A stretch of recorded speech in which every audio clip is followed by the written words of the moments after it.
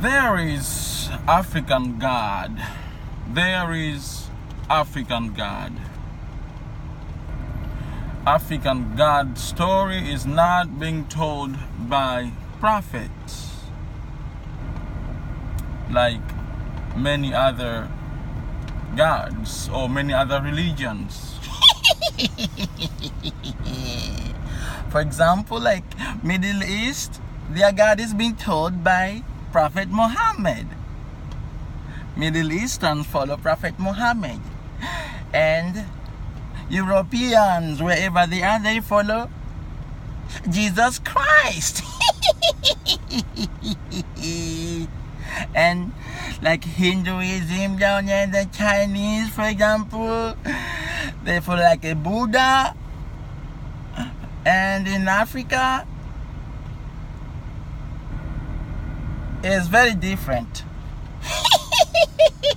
Let me tell you how different in Africa. Africa, they follow. If they did follow, they get killed. So what the African did, therefore they had to follow other people, the people who kill them.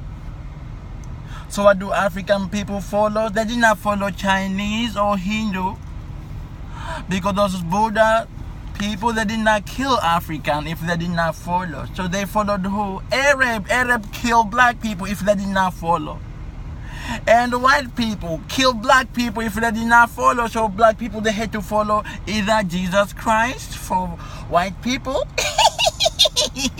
or Prophet Muhammad if they had to follow Arabs. It depends who colonized them. For example, in some countries, like for country in Africa, like let me tell you, a country like Zanzibar, which is part of Tanzania, and country like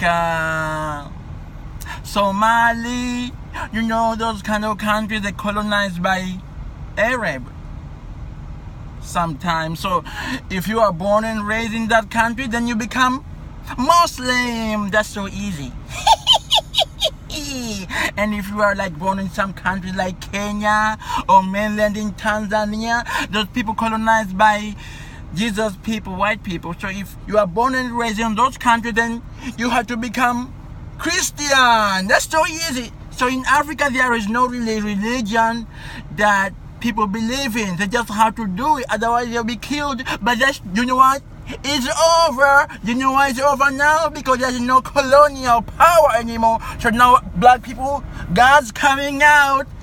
Good news for black people. African God is coming out.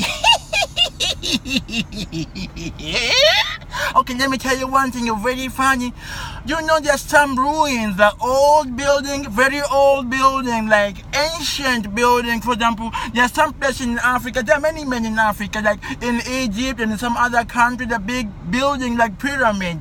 And you know, archaeologists, like scientists, archaeologists, they did research to find out who built this big, amazing building. It's not easy to build this kind of building. You have to be very intelligent to build this kind of building. So the scientists, archaeologists, they had to build, they have to do this kind of research to find who built it. So they look for white people. They found no sign that white people built it. And they look for Arab. That's it. No Arab built it.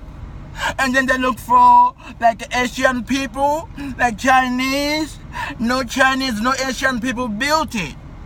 And no Indian people built it in Africa. So then the archaeologists, the scientists says, these buildings are not built by human.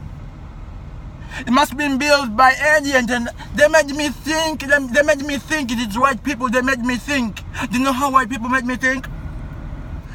If nobody they know built it, and it was built in Africa, and there are intelligent species in Africa, then like who in Africa that who's intelligent? And then chimps, chimpanzee, it has to be chimpanzee. If you didn't build it, and there are chimpanzees in Africa, must be African chimpanzee. Because chimpanzees are 98% close to white people. Chimpanzees are 95% close to white people. So if you white people did not build it, those African chimpanzees built it.